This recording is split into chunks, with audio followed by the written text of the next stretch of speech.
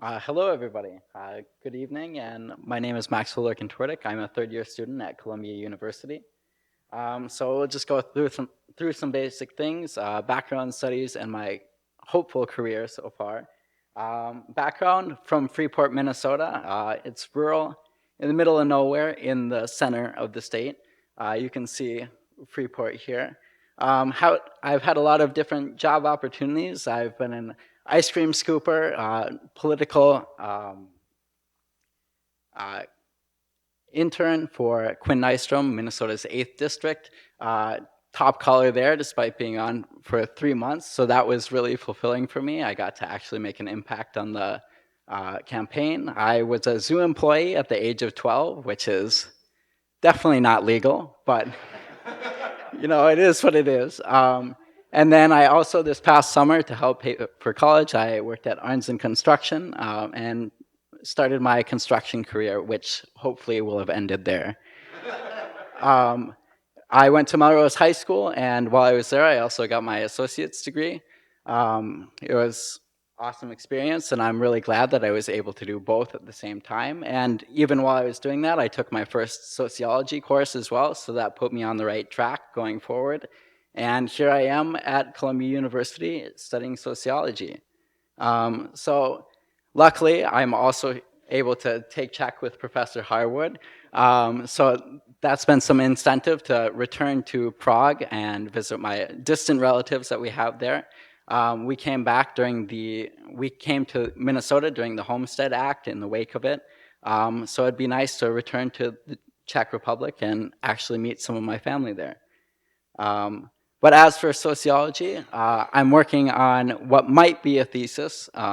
It's revolving around New York City's booming illegal marijuana market. So about 8,000 unlicensed shops, which is kind of mind-boggling if you really think about it. So that makes us ask, why is this even happening? Why is this market thriving?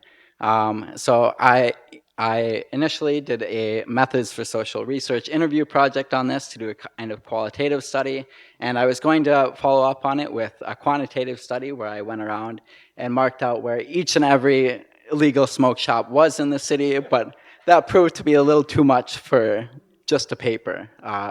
So I've moved on from that, and I'm hoping to do it for a thesis going forward.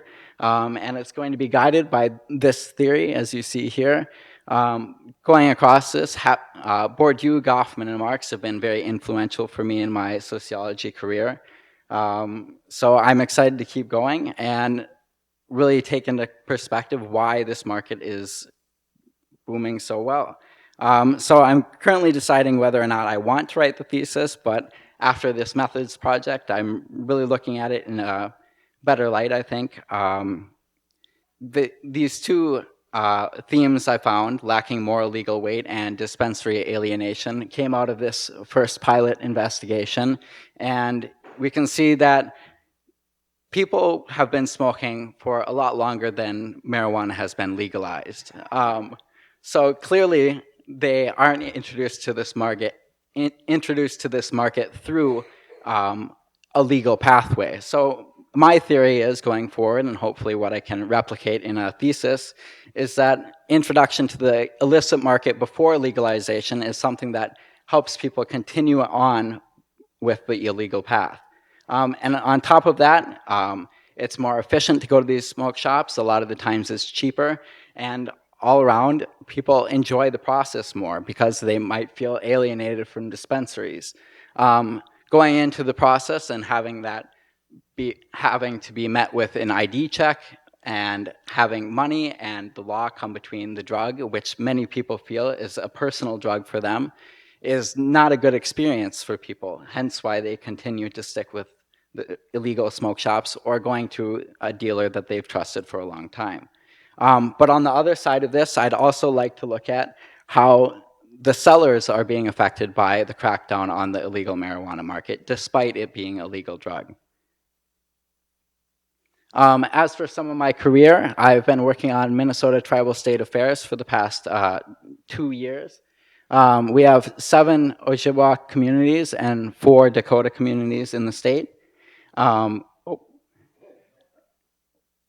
There we go. So in 2019, Governor Tim Walz got money from the Bush Foundation, $600,000 over 35 months, and that was enough to fund the first tribal state affairs search for a permanent office. And in 2022, I became part of this search. My research allowed us to extend the grant and make sure that we could actually use up all of the money, which was the key part of the Bush Foundation grant. So I found that only 36 of the states have offices for some sort of tribal state affairs, and specifically they end up in the Department of Natural Resources or the governor's office or in a separate commission, all of which don't have very much power. So they're very limited and pushed aside in the grand scheme of the state process. However, two of these offices have state departments, including New Mexico and South Dakota. New Mexico is a shining example of what Minnesota would like to have, and South Dakota, not so much. So in the future, I've been given the opportunity to do a paid research position with the state now. So my goal is to launch a wide-scale investigation, survey, and analysis into our 574 federally recognized tribal nations. And in doing so, I hope to gain their perspectives and opinions as we mark our permanent office in the state of Minnesota.